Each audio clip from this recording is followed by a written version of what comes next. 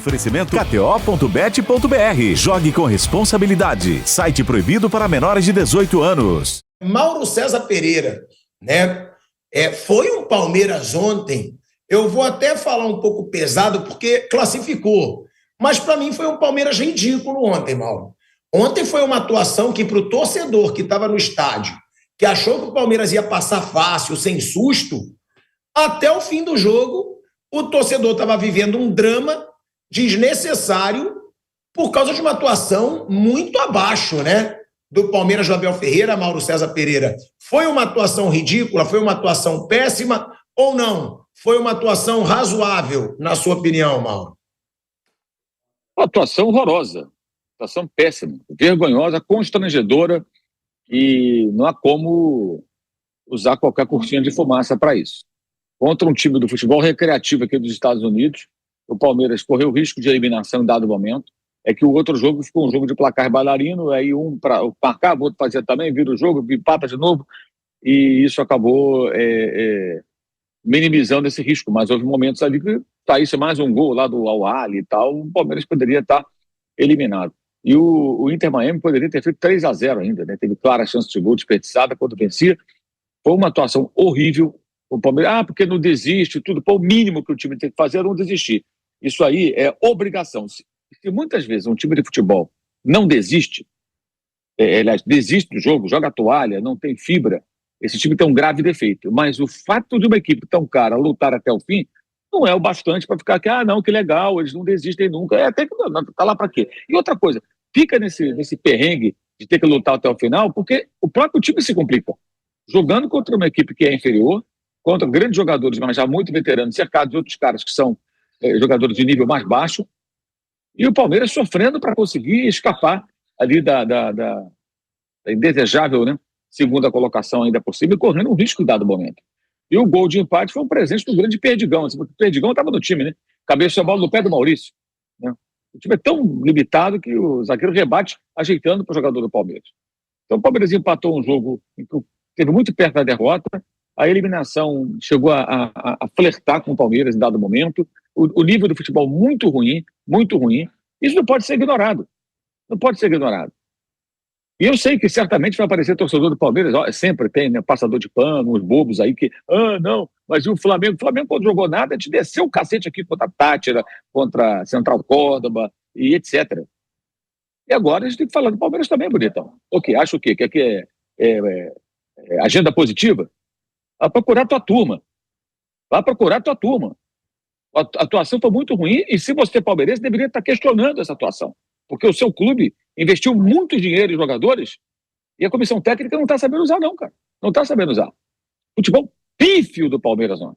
Vergonhoso. É o pior futebol desse Mundial, entre os brasileiros, é o do Palmeiras. É o do Palmeiras. E olha que pegou um grupo mais fácil do que a gente imaginava. Porque o Porto, que se imaginava que pudesse pelo menos chegar a se equiparar ao Palmeiras, foi uma coisa terrível, Porto. Terrível. Quase foi o último colocado, né? E isso mostra que, quando nós falamos lá atrás, que aquele empate com o Porto não foi esse resultado todo, que o Palmeiras deveria ser intervencido, porque é melhor que o Porto, e teve chance, teve gente que ficou na bronca. Não, mas quase venceu. O Porto não era para quase vencer, o Porto era para ser vencido, derrotado. E você vê que, quanto ao Alho, foi também difícil, precisou de um gol contra no segundo tempo para abrir a porteira, né? É o pior futebol entre os brasileiros, pegando o campo do geral, todas as partidas, dos 4 que jogam aqui nos Estados Unidos nesse torneio, é o do Palmeiras. Mas é muito fácil isso, é muito claro. Se alguém não quer enxergar, paciência. E outra coisa, não me venha com essa coisa, não, porque ganhou do Libertadores, ganhou, mas não estamos falando de 2021, de 2020, de 2023, de 2024, ganhou só o título paulista. Não estamos falando do período de 21, já começando 21 para 23, quando se concentraram esses títulos todos, e todos os elogios foram feitos e com todo o merecimento. Estamos falando de 2025. Estamos na metade do ano, gente. Metade do ano já. Já vão para julho. Foram várias contratações, muito dinheiro investido, como o clube jamais fez, e o futebol é muito pobre. E não foi só dessa vez. Temos visto isso também em jogos do Campeonato Brasileiro. E continua assim. Mauro César Pereira é um Palmeiras que passa de fase, né, e que passa como líder. Agora, Eu falei aqui no começo do programa, quero saber se você concorda, porque se o Palmeiras jogar a bola que está jogando, né, que jogou contra o Inter Miami e contra o Al-Ahly principalmente, contra o Botafogo, com a bola que o Botafogo está jogando, contra Paris Saint-Germain, contra o Atlético de Madrid, tudo bem que a atuação do Botafogo contra o Seattle foi fraca também, mas o time cresceu na competição, né, e passou num grupo dificílimo. Se jogar a bolinha que jogou contra o Inter Miami com esse discurso do Abel, o que importa é ganhar, não quero jogar bem, não passa desse Botafogo. Agora, Mauro, futebol é muito momento, né? O Botafogo também pode ter jogado muito contra o PSG, pode ter conseguido o resultado contra o Atlético de Madrid, mas pode não estar num bom dia contra o Palmeiras. Diante do que está a competição, Mauro, você acha que o Botafogo pode ser um pouco favorito ou não tem favorito num jogo como esse? E outra, a campanha do Botafogo, que é o próximo adversário do Palmeiras, foi gigante, né, Mauro? Nessa primeira fase, passar num grupo que era com certeza o grupo da morte na competição. A campanha do Botafogo é surpreendente, a classificação ela era improvável, quando todo mundo que dizia que era provável ser eliminado, ninguém estava mentindo, né, mas a previsão, a estimativa, o grau de dificuldade ressaltado não significa que vai perder. Era óbvio que o Botafogo tinha uma possibilidade menor de classificação e isso dá mais méritos ao Botafogo. Só que o jogo com o Palmeiras é completamente diferente. O Botafogo vai fazer ferrolho contra o Palmeiras, porque o Botafogo teve grandes atuações calçadas na defesa. Deu a bola para o PSG, se fechou muito bem, não conseguiu oportunidades, aproveitou uma chance de ganhar o jogo. E ontem foi várias vezes alvejado pelo ataque adversário, mas suportou mais uma vez e ganhou, perdeu por 1-0, se classificou. Mas quando o Palmeiras vai jogar assim, o que o Botafogo apresentou de qualidade até agora foi jogo defensivo, extremo. Vai jogar assim contra o Palmeiras, é outro jogo, completamente diferente. Não sei o que esperar do Botafogo. Sinceramente, não tenho a menor ideia. Não vejo nenhum favoritismo. E acho que o Palmeiras conhece o Botafogo, tem levado desvantagem contra o Botafogo ultimamente, né? Mas pode muito bem reagir. E a questão, a discussão, na minha opinião, nunca é jogar bonito, é jogar bem. Jogar bem. Como disse o Bruno, o jogo bonito é subjetivo. É jogar bem. O Palmeiras não jogou bem. Você discorda, então, Mauro, dessa declaração do Abel Ferreira? Você acha que o Abel Ferreira, o trabalho do Abel Ferreira está abaixo nesse Super Mundial do que o esperado, com o timaço que ele tem na sua mão? O trabalho do Abel Ferreira nesse Mundial e nessa temporada com o Palmeiras deixa muito a desejar. Ele deveria ser cobrado por alguém do Palmeiras, mas acho que ninguém vai ter coragem de cobrá-lo. Ele deveria ser questionado, porque foram muitos reforços e até agora o futebol é muito pobre e ele me parece um cara capaz de oferecer mais do que isso. Acho que uma conversa valeria. O que está acontecendo? Por que só se joga isso aí? Eu acho que seria perfeitamente natural isso, num ambiente profissional, né? Eu pergunto isso para você, velho Vamp. Você concorda com o Mauro César Pereira? Tá? Realmente o Palmeiras é o time que tem o pior futebol dos brasileiros nesse Super Mundial? E outra, o Mauro trouxe uma temática, porque aqui a gente assume time, porque tem a brincadeira, tem a zoeira, tem tudo que faz parte do futebol. Tem informação, tem a zoeira, que eu faço questão de nunca deixar acabar, porque eu acho que isso é muito futebol brasileiro. E a gente brinca um com o outro, mas a gente respeita todos os clubes e trata todos da forma igual. E aí, quando o Mauro César diz isso, eu concordo. Se tem um time que leva porrada aqui, quando joga mal, quando faz papelão, é o Flamengo, gente. Como a gente bate, o Vamp até brinca. Ferrou, ele tá batendo hoje, mas amanhã, se ganhar, ele vai fazer show, vai fazer festa. Agora, não dá também para o torcedor achar, ele está falando mal do Palmeiras porque ele é Flamengo. Pô, quem entende o mínimo de futebol, velho Vamp, tem que falar mal dessa atuação do Palmeiras ontem. Porque não foi uma atuação, ao contrário de quem quer enganar o torcedor, não foi uma atuação contra um mega time. Porque pelos nomes você imagina um mega time.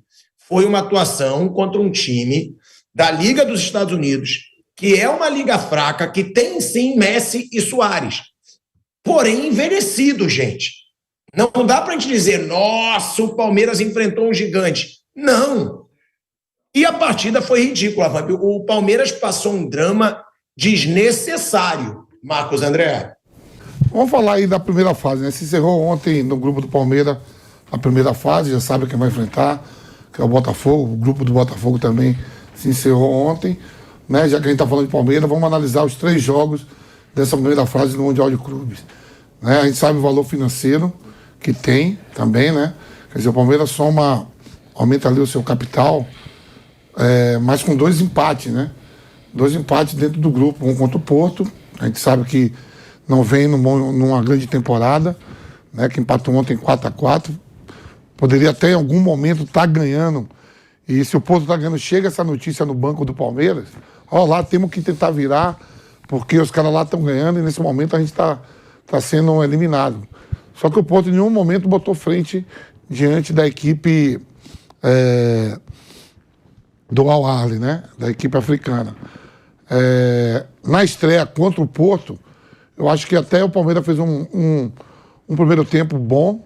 O segundo tempo, em nenhum momento o Porto chegou assim a gente acreditar que o Porto poderia ganhar o jogo. No comecinho do jogo teve aquela primeira oportunidade, mas o Palmeiras depois teve aquele bombardeio lá que tiraram a bola em cima da linha, o Maurício perdeu o gol, o Richard Rios perdeu o gol, o Tigrinho atrapalhou o Richard Rios.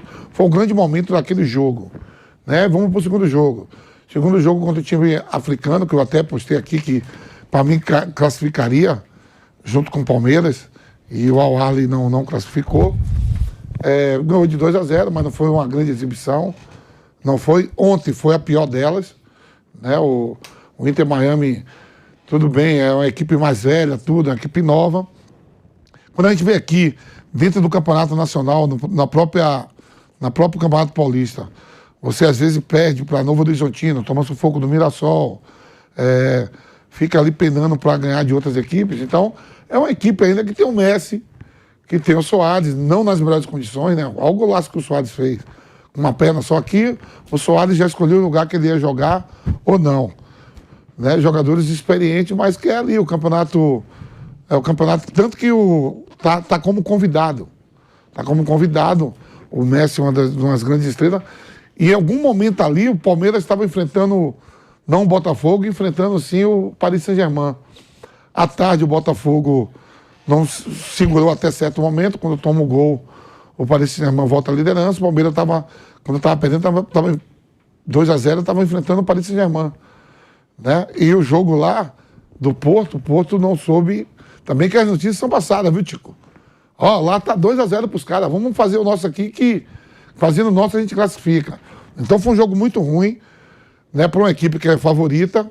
Saiu daqui como favorita, a gente até brincou, a gente fez até aqui. Brincamos não, fizemos uma enquete aqui. Quem votaria com 8 dias e quem passaria a 11, 14. Então, a gente apontou que Flamengo e Palmeiras passaria tranquilamente e que Botafogo, pelo grupo que estava, e o Fluminense poderia votar com 8 dias. Hoje o Botafogo passou, Palmeiras passou e o Flamengo passou. Só que os dois um mata o outro. Botafogo e Flamengo também não é jogo fácil. O Botafogo é atual campeão da América, o campeão brasileiro. Por que a gente questiona o Palmeiras? Palmeiras e Botafogo. Botafogo e Palmeiras gastaram muito. O Botafogo gastou mais do que a temporada passada em contratações. O Palmeiras hoje é um clube que é bem administrado financeiramente. Contratou Vitor Roque, 25 milhões. Paulinho, 20 milhões. Né? Jogadores ali, o Facundo Torre, 14 milhões. O próprio Flaco Lopes, quando veio, foram 12 milhões, né? 14 milhões. Então, você tem que botar um clube desse como favorito da América do Sul. Né? Para chegar mesmo diante da equipe egípcia, que tem uma torcida maravilhosa, mas é o Palmeiras com um poder aquisitivo maior do que o time egípcio. É um Palmeiras que hoje tem um poder aquisitivo de contratações de jogadores que o Inter Miami não fez. Levou o Messi, tudo bem, uma estrela mundial, tudo, mas assim, o Inter Miami não sai comprando jogadores de 20 milhões, 15 milhões, 20 milhões, são jogadores mais que estão em fim de carreira, que vai ter uma vida tranquila, morando ali na Flórida, e beirou ontem, né, eu estava vendo o jogo lá na Vila Maria com os amigos, por sinal vários palmeirenses, todo mundo tenso, beirou a ficar de fora da primeira fase, um time que era favorito absolutamente para classificar e passar. Classificou, passou, primeiro do grupo, agora o Abel tem que ver isso, né? Já conhece o Botafogo também já conhece o Palmeiras, mas fretou a pegar um Paris Saint-Germain, o campeão europeu. Não, e me desculpa também, né? Eu vou até mostrar aqui, antes de chamar o Bruninho e o Raí, a declaração do Abel Ferreira. Eu sou muito contra esse tipo de declaração, tá? Que fala, tem gente que quer jogar bonito, eu quero jogar para ganhar. Ele ia até falar, ele fala, tem gente que quer jogar bonito, eu quero jogar para ganhar, eu não quero, aí ele para. Ele ia falar, eu não quero jogar bonito. Cara, me desculpa, é muito mais agradável você ver um time ganhar jogando bonito do que você ver um time ganhar jogando mal. Porque tem sempre aquela defesa patética do futebol feio, que é, você prefere o quê? Você prefere ganhar jogando mal ou você prefere perder jogando bonito? Eu prefiro ganhar jogando bonito, pô.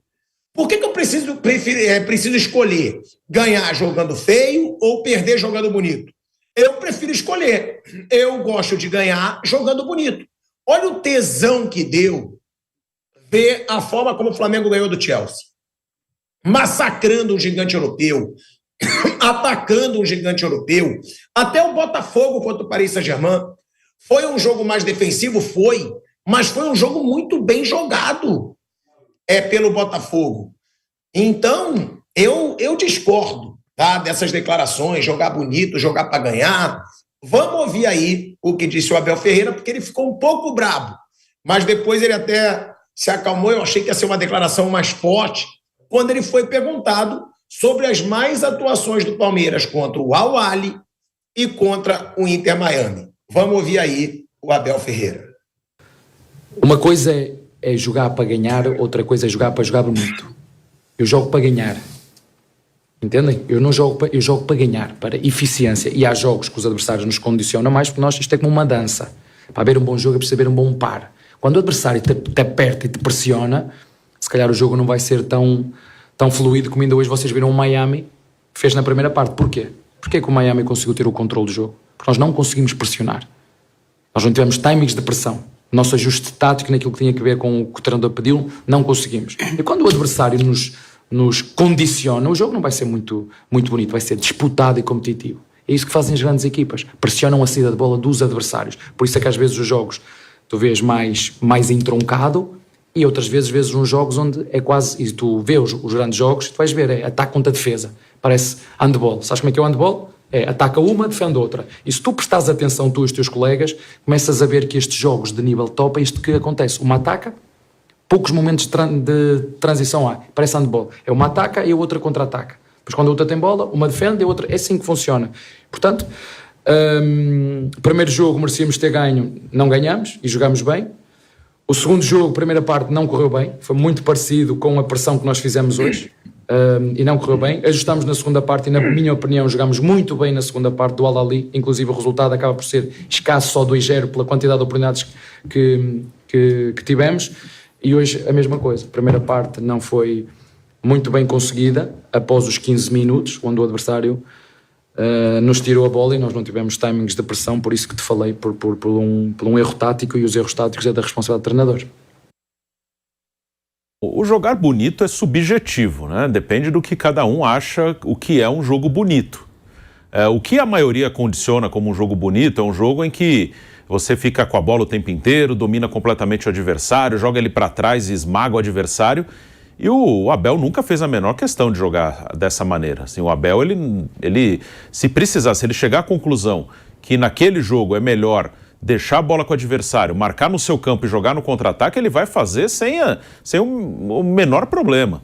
Como o próprio técnico hoje da seleção, Carlo Ancelotti, também, se em algum momento, ele também é um cara que, se num jogo ele achar, hoje a gente não está conseguindo jogar de outra maneira, vamos ficar aqui atrás e jogar no contra-ataque? Ancelotti também faz isso com a maior tranquilidade, como o Filipão faz, como outros treinadores, o Tite, em alguns momentos. O Tite, até nos últimos anos, ele é mais agressivo do que o Abel, por exemplo, marca mais à frente, e o Ancelotti em alguns momentos. Mas, assim, são treinadores desse estilo, e daí dá para citar todos eles, Abel, Tite, Ancelotti, que, assim, o que o brasileiro vê como jogo bonito, eles vão fazer algumas vezes, mas não é uma coisa que eles vão buscar. Eu quero jogar dessa maneira sempre. Não, eles vão jogar marcando no seu campo de defesa se acharem necessário. Mas o Palmeiras, ele jogou mal, independente do estilo. Aí são coisas diferentes. O Palmeiras ele fez um jogo ruim, mesmo dentro do que o Abel entende, do que ele pensa do futebol. O Palmeiras fez um jogo ruim e ele falou de pressão. Isso é para qualquer time, qualquer estilo, é fundamental hoje. Você, sem a bola, marcar forte, pressionar o adversário, tentar roubar. Você não pode deixar o adversário muito à vontade com a bola. Independente se você vai marcar lá na frente, se você vai marcar mais no meio ou se você vai marcar no seu campo. Você não pode deixar o adversário tocar a bola à vontade, ainda mais um time que é limitado, mas se eles tiverem espaço, eles têm 3 jogadores especiais. Se deixar o Busquets à vontade com a bola, ele vai deitar.